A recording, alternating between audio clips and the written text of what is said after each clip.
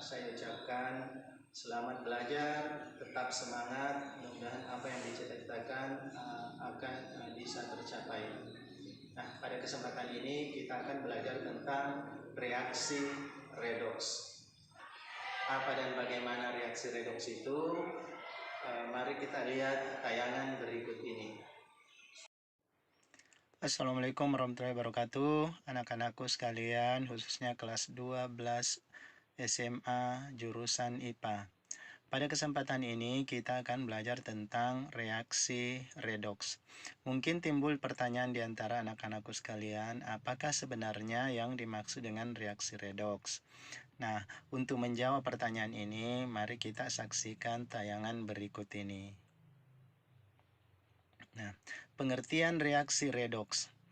Reaksi redoks pada dasarnya adalah kepanjangan dari reaksi reduksi dan oksidasi.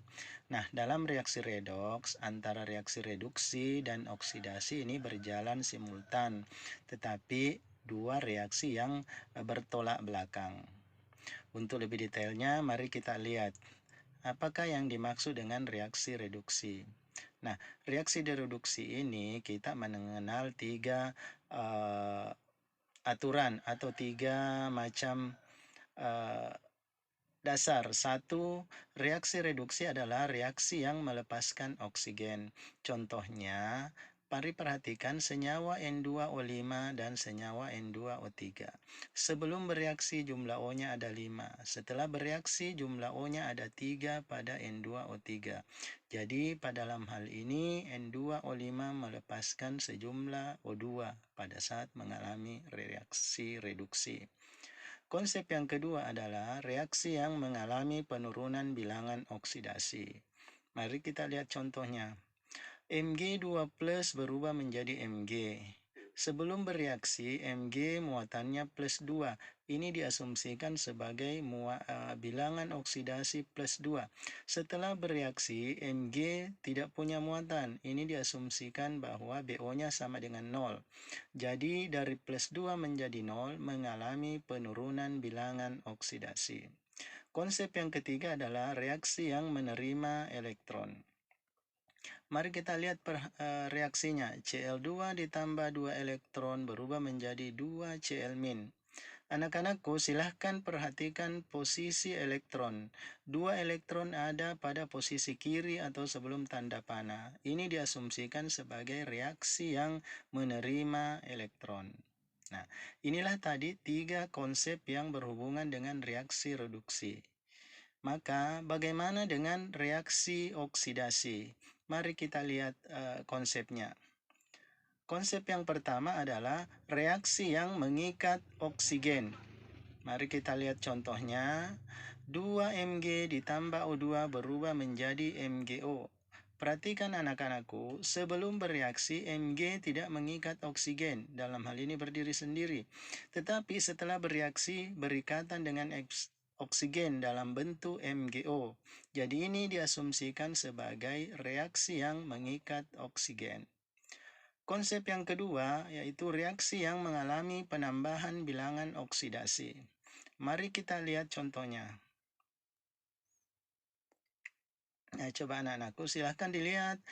Na sebelum bereaksi tidak punya muatan, asumsinya BO-nya sama dengan 0. Setelah bereaksi, NO-nya muatannya plus 1. Ini diasumsikan sebagai BO-nya plus 1, sehingga dapat diartikan sebelum bereaksi BO-nya 0, setelah bereaksi BO-nya plus 1, sehingga mengalami kenaikan atau penambahan bilangan oksidasi. Konsep yang ketiga yaitu reaksi yang melepas elektron. Yang manakah reaksi yang melepas elektron? Mari kita lihat contohnya. 2 Cl- berubah menjadi Cl2 tambah 2 elektron. Anak-anakku silahkan perhatikan posisi elektron ada di sebelah kanan atau posisi setelah tanda panah. Jadi ini diasumsikan sebagai reaksi yang melepaskan elektron. Nah, inilah tadi tiga konsep yang berhubungan dengan reaksi oksidasi.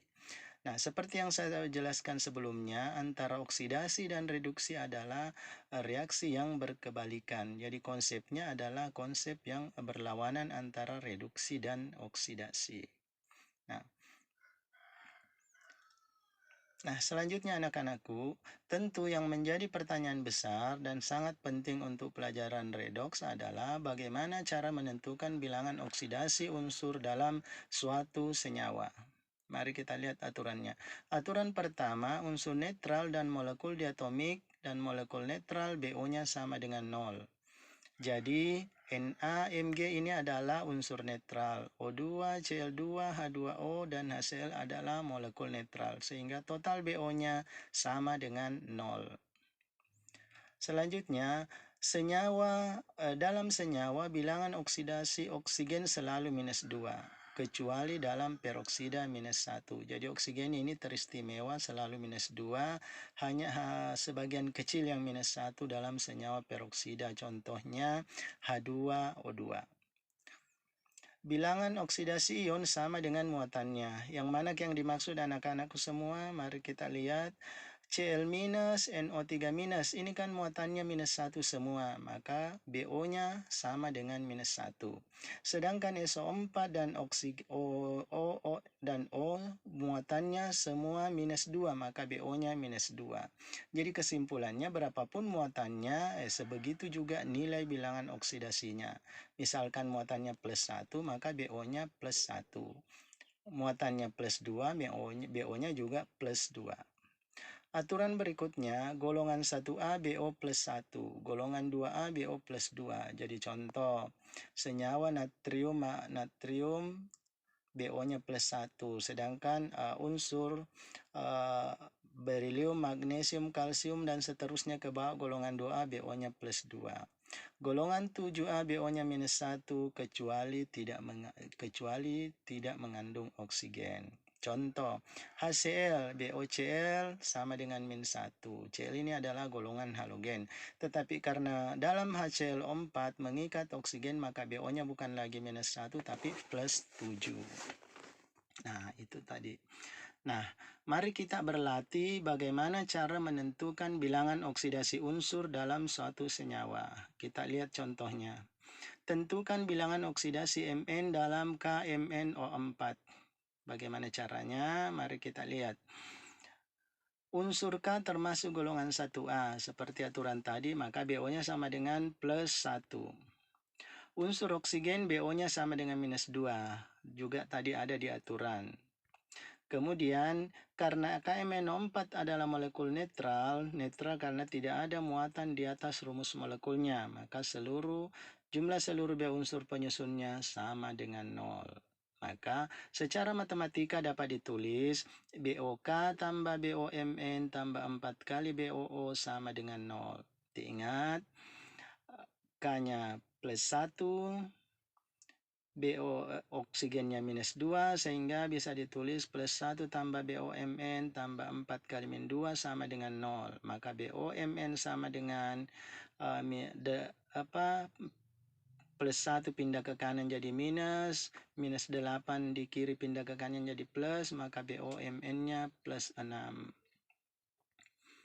Lanjut, mari kita lihat contoh berikutnya supaya latihan kita akan lebih mantap dan adik-adikku juga bisa memahami lebih dalam. Nah, bagaimana dengan C dalam H2CO3? Pertama, unsur H BO-nya sama dengan plus 1.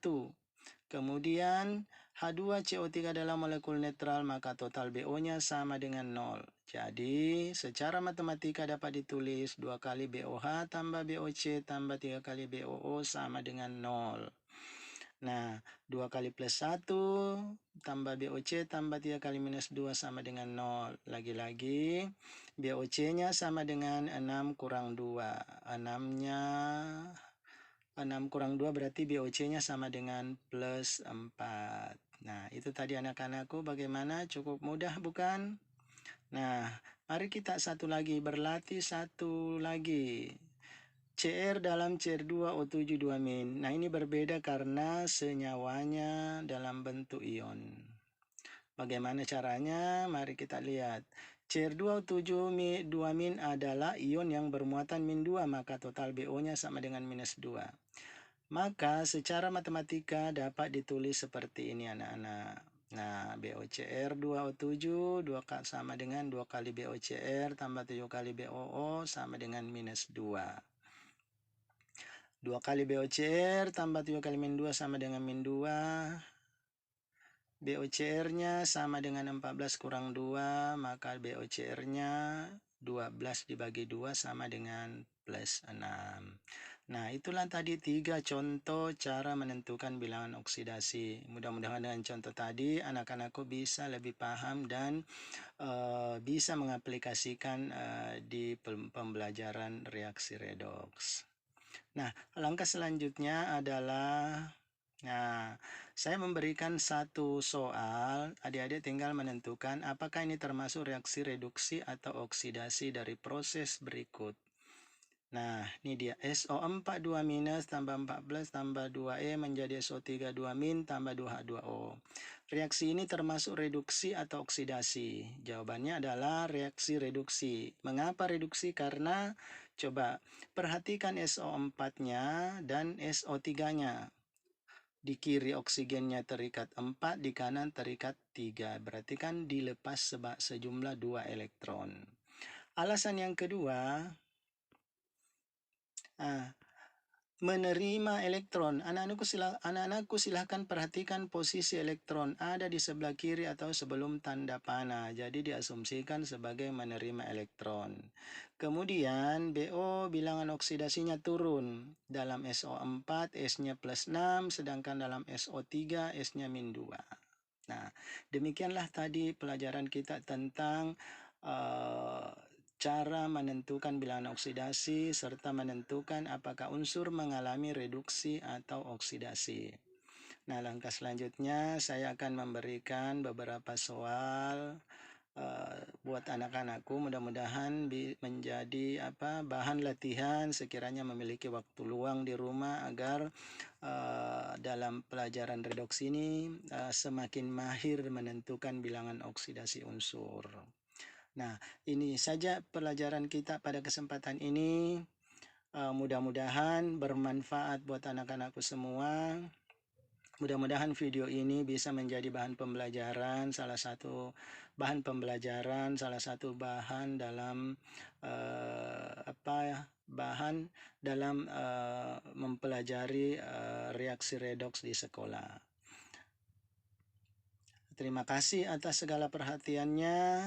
Tetap semangat dan saya ucapkan sampai ketemu di lain kesempatan. Terima kasih. Assalamualaikum warahmatullahi wabarakatuh.